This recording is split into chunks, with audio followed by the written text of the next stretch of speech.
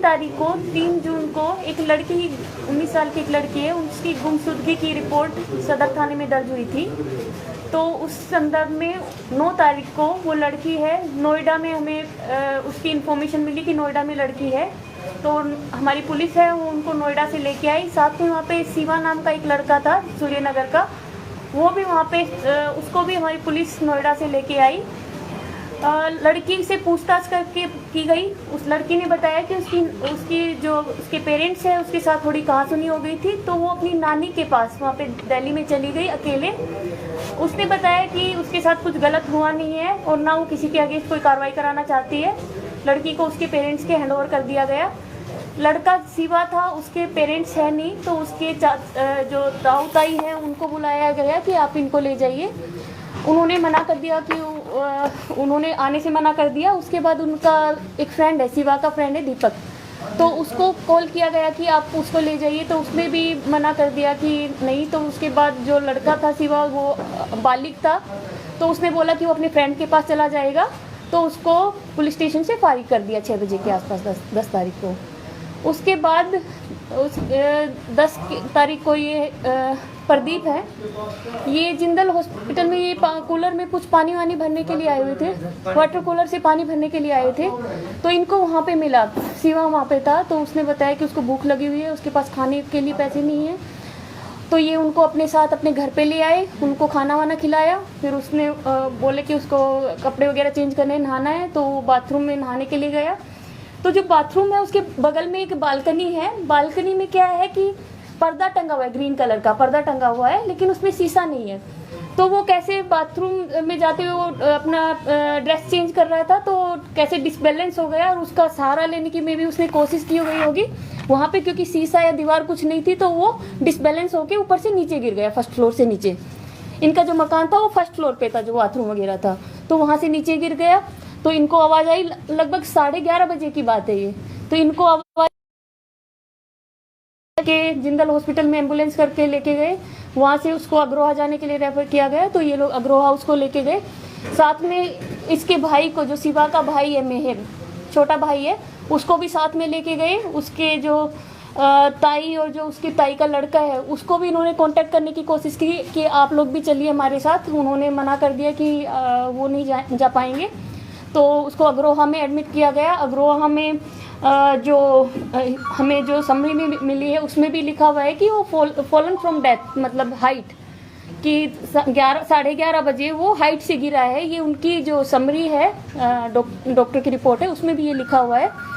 तो उसके बाद हमारे पास 12 तारीख को आज पता लगा कि उसकी डेथ हो गई है। उसका इनको भी हमें भी रुका मिला और इनको भी सूचित किया गया। तो उसके बाद ये सब इंसिडेंट हुआ। तो मैडम, आज सुबह परिवार जो कह रहा था कि ओनर किलिंग हुई है, तो वो किस बेस पे कह रहे थे? उनसे आपने कोई बात पूछी? जी, ऐसा ओनर किलिंग का तो ना हमारे सामने कुछ भी आया है, क्योंकि सारे तथ्य हमारे सामने हैं। जिनके पास रुका था वो ये यहीं पे हैं। इनके वहाँ पे जो गिरा था वहाँ पे पड़ोसियों ने भी देखा। सारा इंसिडेंट जो भी हुआ था सारा हमारे सामने है। तो ऐसा ओनर किलिंग की जिसमें कुछ भी बात नहीं है, तो उसमें कोई सच्चाई है। कह रहा था कि लाया गया और लड़के को मारा गया। उस दौरान वो पुलिस और लड़की वालों पर इल्जाम लगाता नजर आया। सुबह मैंने इंटरव्यू लिया था उनका। जी, इसमें जो उनकी जो रिपोर्ट भी है, जो डॉक्टर की भी रिपोर्ट है, जो उसको एडमिट भी किया गया था, वहाँ पे भी इज फॉलन फ्रॉम हाइट ये लिखा हुआ है। कहीं पे भी उसके साथ मार पिटाई या इस तरीके का कहीं पे उसमें भी रिपोर्ट, जो डॉक्टर के सामने भी जो रिपोर्ट दी गई है उसमें भी कहीं पे भी मेंशन नहीं है। तो जो वो एलिगेशन लगा रहे हैं वो एकदम बेसलेस है। कहाँ कहाँ चोट आई है जी उस युवक को? जैसे कि रिपोर्ट में बताया, परिवार का कहना है कि अगर ऊपर से गिरते हैं तो पाँव में चोट ज़्यादा आती है। उसके सिर्फ नाड़ पर जो नहीं जी, एक्चुअली गिरता है तो उसके जो भी गर्दन सबसे ज़्यादा, तो हमारा गर्दन मतलब सर के बल गिरेगा तो गर्दन सबसे ज़्यादा वाइटल हो जाती है। तो गर्दन हो गया, कमर हो गई, इन सब एरिया में चोट लगी हुई। मैम, परिवारजनों का कहना है कि जैसे उसको पकड़ा गया था, जब वो पकड़े गए थे तब इन्फॉर्म किया गया था, जब उसको छोड़ा गया तब हमें बताया नहीं गया। नहीं जी, कहाँ तक गलत है? जी, उनको पूरा बताया गया था। उनके ताऊ ताई से कांटेक्ट करने की कोशिश की गई थी, उन्होंने अपनी असमर्थता जाहिर कर दी। उसके दोस्त है दीपक, जो 3 व्हीलर चलाता है, उसको भी कांटेक्ट करने की कोशिश की, उसने भी अपनी असमर्थता जाहिर की। तो ये एकदम बेसलेस है कि उसको कांटेक्ट नहीं किया गया था। सर क्या कहना चाहेंगे इस मामले में? इस बारे में हमने गहनता से पूछताछ इंक्वायरी वगैरह की है। लड़का बिल्कुल स्वस्थ हालात में जिंदल हॉस्पिटल, सदर थाने से जिंदल हॉस्पिटल तक आया है। आपने 2 मित्रों से मिला है, वहीं इन प्रदीप से मिला।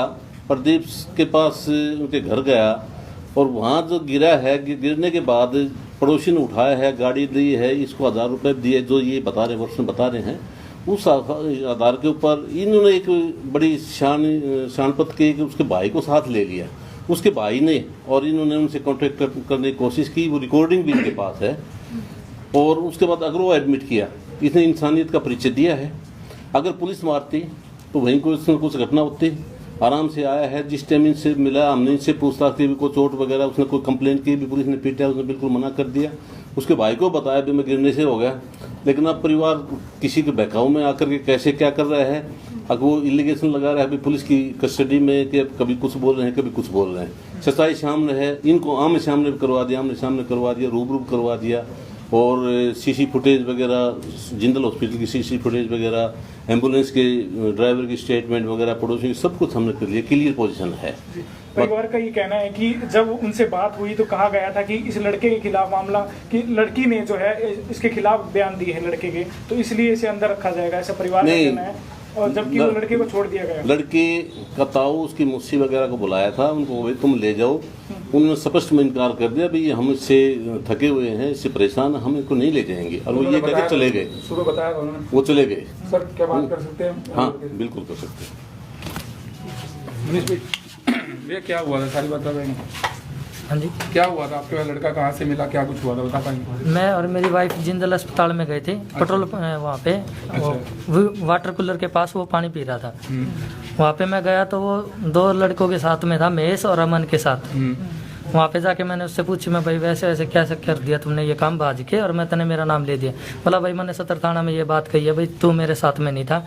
आज मैं गया, वो मैडम भी बोली भाई तू नहीं था उसके आज साथ। आप सुबह जब परिवार के खड़े थे, मैं वहाँ पहुँचा था, तो क्या बहस हो रही थी आपकी? परिवार आपसे ऊंचा ऊंचा बोलता नजर आ रहा? ऊंचा सारे ऊपर चढ़ गया, भाई क्या बात है, तू सच्चाई बता। मैंने ये बात की थी, मैं जो बात बताऊंगा मैं सर के सामने बताऊंगा, आमने सामने बैठ के। तो फिर मैं अंदर जाके सर से बात करी, उनके घर वाले। आप उसको घर क्यों ले गए? घर सर उसको खाना नहीं खा रखा था जिंदल अस्पताल में। मैंने उससे ये पूछी भाई आप कहाँ सोओगे? वो ने बोला भाई मैं जिंदल अस्पताल के पार्क में सोऊंगा। मैं बोला मैं और मेरी वाइफ है, चल तू मेरे साथ घर पे चल। और हम खाना ले आए थे जी, जिंदल चौक पे से 3 प्लेट पैक करवाए। मुलाकात कब हुई थी? किससे जी? शिव से। वहीं हुई थी?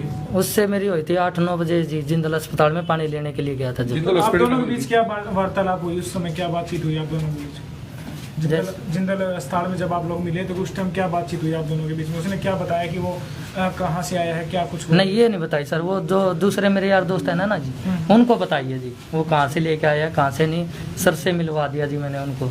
उनसे मैंने भी नहीं पूछी, मैंने बस ये पूछी मैं भाई तू कहाँ था? बोला भाई मैं सदर थाना से सीधा ही यहाँ पे आया हूँ।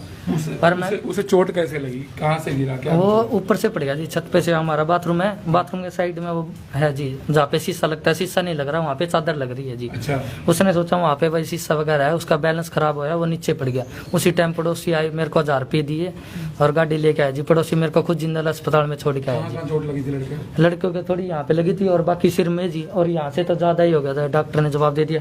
और एक उसके यहाँ पे थे जी, और एक उसके यहाँ पे दिक्कत बताइए जी।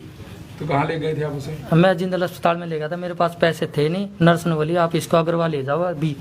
तो मैंने इसकी मौसी के लड़के के पास फ़ोन करा, तो मैंने उससे के बाद हाँ जी, उसके बाद मैंने फ़ोन करा, मैं ऐसे ऐसे बात होगी। वो सब मना कर गया, उनका नाम है इसके आगे, नाम है पीछे है। मैं बोला कोई इसकी भाई बुआ बाव का कोई नंबर दे दो, वो है जो मौसी है महावीर कॉलोनी वाली, उसका। उन्होंने बोला मेरे पास नंबर नहीं है। फिर उसका कोई ताऊ का लड़का है जी, काली नाम है उसका। बोला उसका नंबर था, मैं बात करूँ। उसने बात करी, उसकी मौसी साहब बोली ना तो न जाना, चाहे अपना नाम का ये मरो या कल मरो, तना कोई जरूरत कौन जाने की। उस बात दबाव नहीं है आप पर? नहीं जी, कोई दबाव नहीं है, मेरे पास रिकॉर्डिंग है जी। हाँ जी, परिवार अब आप पे दबाव डाल रहा है या नहीं? नहीं जी, कोई ऐसी बात नहीं है जी। परिवार आपको धमका रहा था जब मैं वहाँ खड़ा था? नहीं जी, कोई धमकान नहीं, बस ये बात पूछ रहे थे भाई बात बता। मैं बताऊंगा जी सारे के बीच में, मैं बार बार कल्ले में नहीं बताऊंगा बात। जो बात है सर के सामने बात होगी। Thank you. आपका